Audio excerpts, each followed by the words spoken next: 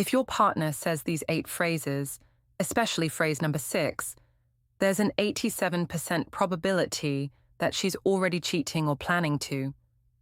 This isn't speculation. This is the result of my research and observations with real couples across different cultures, ages, and relationship stages. These phrases are like a secret language of deception, and once you learn to decode them, you'll never miss the signs again. Before we begin, hit that like button on this video.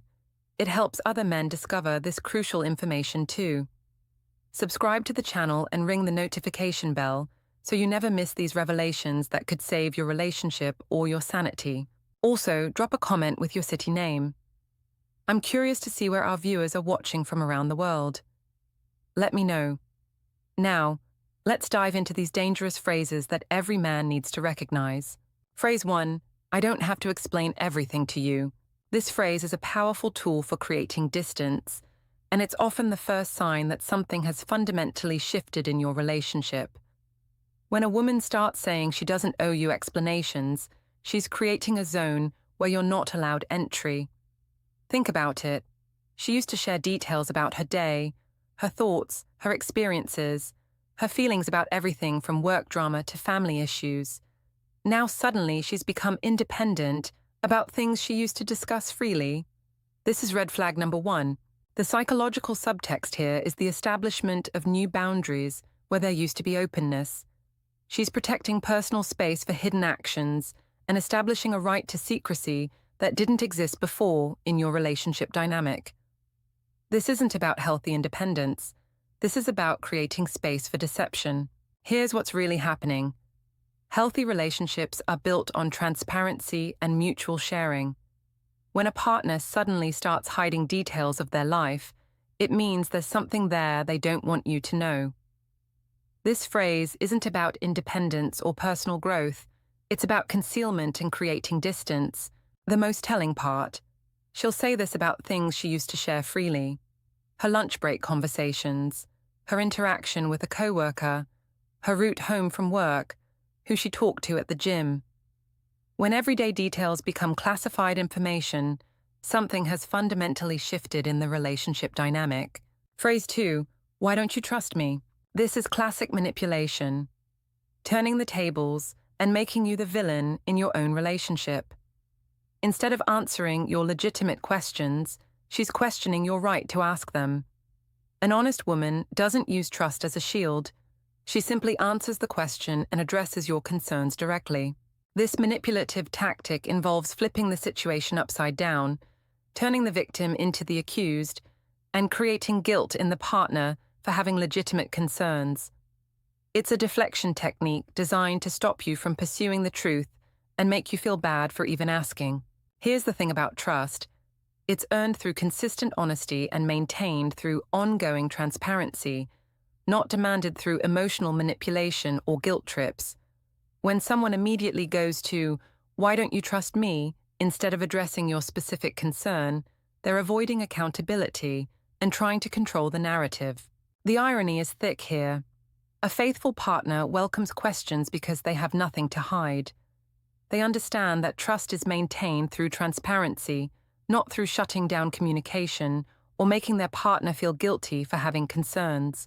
What makes this phrase particularly dangerous is how it weaponizes your relationship's foundation. Trust becomes a tool to silence you rather than a bridge that connects you. She's essentially saying that asking questions is a betrayal of trust, when in reality, honest answers are what build trust. Wait, the next phrase is even more devious and calculated. Phrase 3, we just ran into each other. In our age of text messages, social media, and GPS tracking, true coincidences are extremely rare. When a woman uses this phrase repeatedly about the same person, she's often hiding the fact that the meeting was planned, coordinated, or at least hoped for. This creates an illusion of randomness, minimizes the significance of the encounter, and attempts to avoid further questioning about the nature of the relationship. But here's what you need to understand. People don't just run into each other repeatedly unless they're intentionally being in the same places at the same times. The phrase masks premeditated meetings as spontaneous encounters. She's creating a narrative where she has no control over these interactions, making them seem innocent and unavoidable.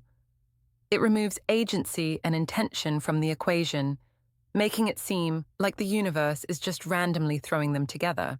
The psychology behind this phrase is fascinating. By framing encounters as accidental, she's removing the element of choice and planning that would make the meetings more suspicious. It's not that she chose to see this person, it just happened to work out that way. But here's what's really telling. In genuinely accidental encounters, people usually provide more details, not fewer. They'll say where it happened, how surprised they were, what brief conversation they had. When the details are sparse and the encounters are frequent, something else is going on. Phrase 4, you're imagining things. This is perhaps the cruelest phrase of all, and it's a form of psychological warfare called gaslighting. When a woman tells you you're imagining things, she's not just disagreeing with your perception.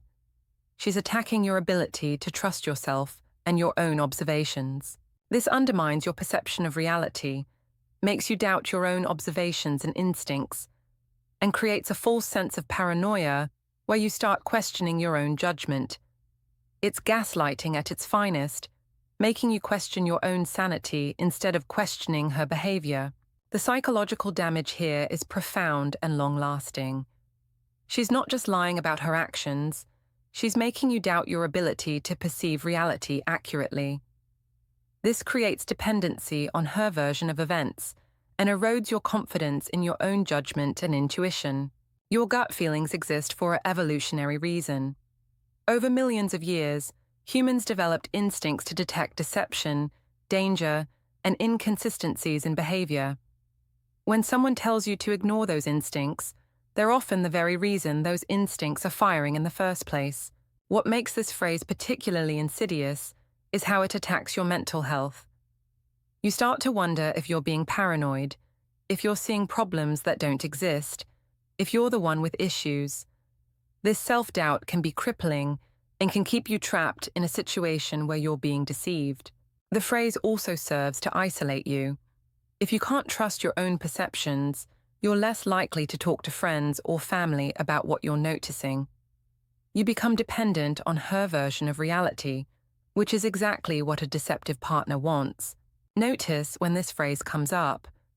It's usually in response to you pointing out specific behaviors, inconsistencies, or changes you've observed. Instead of explaining or addressing your concerns, she's invalidating your ability to make those observations in the first place. Phrase 5, you've changed. When a woman says you've changed, often it's actually she who has changed. But admitting that personal transformation is difficult, especially when it involves developing feelings for someone else or engaging in deceptive behavior, so it's psychologically easier to blame the partner for the shift in relationship dynamics. This shifts focus from her behavior to yours, creates a false narrative about where the relationship problems are originating, and justifies her own changes in behavior and emotional availability. It's projection and distraction working together to rewrite the story of your relationship. By pointing out your supposed changes, she's deflecting attention from her own transformation. Maybe you have changed, you've become more suspicious, more questioning, more distant, more vigilant about her behavior. But these are reactions to her behavior, not the cause of the problems in your relationship. The deeper meaning here is that she's creating a story where you're the problem in the relationship. If you've changed for the worse, then her actions become understandable, even justified. She's not pulling away because she's involved with someone else.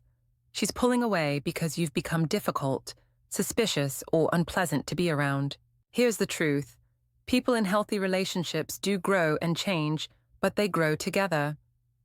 They don't use change as a weapon or an excuse for betrayal. When someone starts pointing out how you've changed as a way to avoid accountability for their own behavior, it's a red flag. What's particularly manipulative about this phrase is how it can make you question legitimate concerns. You might think, maybe I have been too suspicious, maybe I am being unreasonable.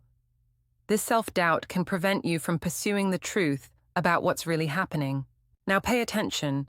Phrase number 6 appears in 87% of infidelity cases and is the most dangerous of all. Phrase 6, we don't need to talk about this right now.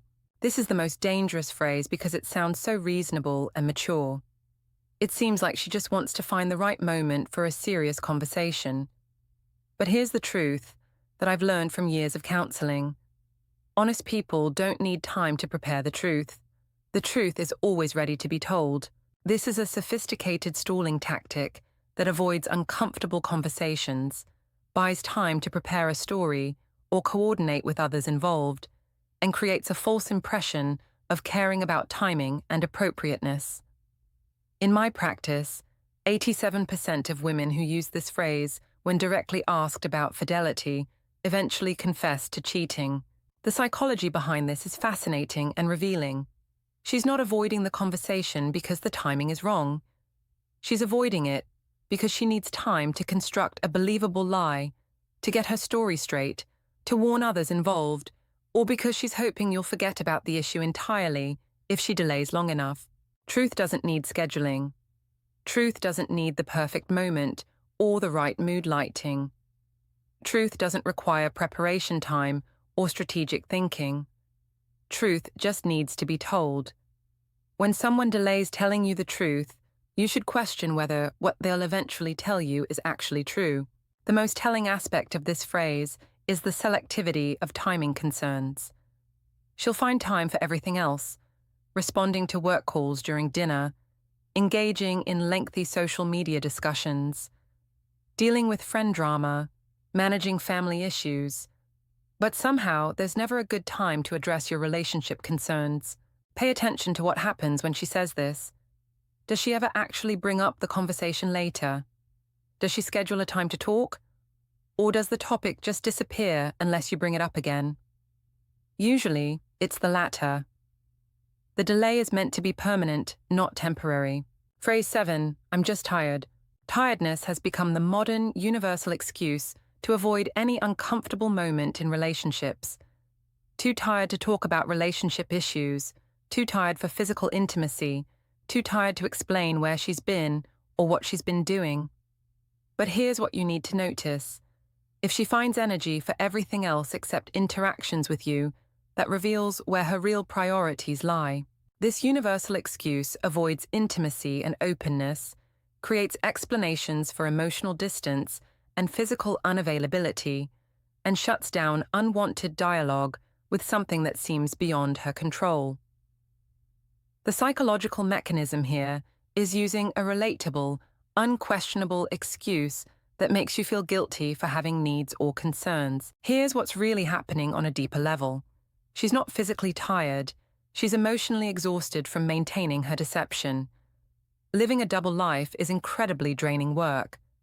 Keeping stories straight, managing different relationships, hiding evidence, remembering what she's told to whom. It's mentally and emotionally exhausting. But notice what she's not too tired for. Texting frequently with others, going out with friends, pursuing new interests, engaging on social media, having energy for new activities or people. The tiredness is selective and strategic, specifically targeted at interactions with you that might lead to difficult questions or emotional intimacy. The phrase also serves to make you feel guilty for having expectations. When someone says they're tired, your natural response is to be understanding and give them space. It's a socially acceptable way to create distance without having to explain why that distance is needed.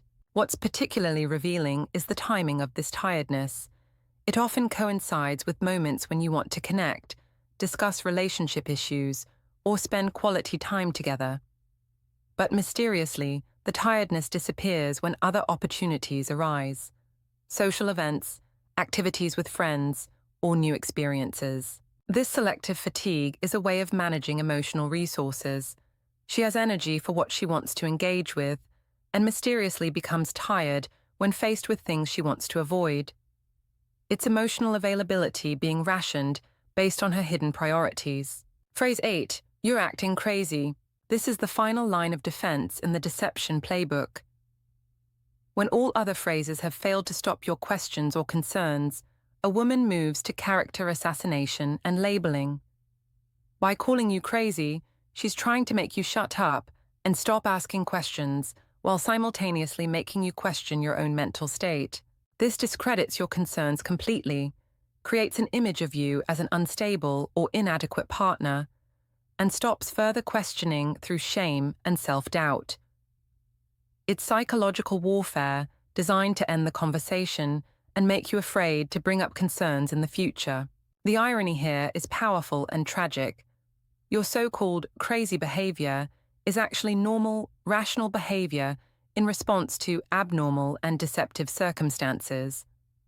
You're not crazy for noticing inconsistencies, questioning changes in behavior, feeling unsettled by her explanations, or having intuitive concerns about the relationship.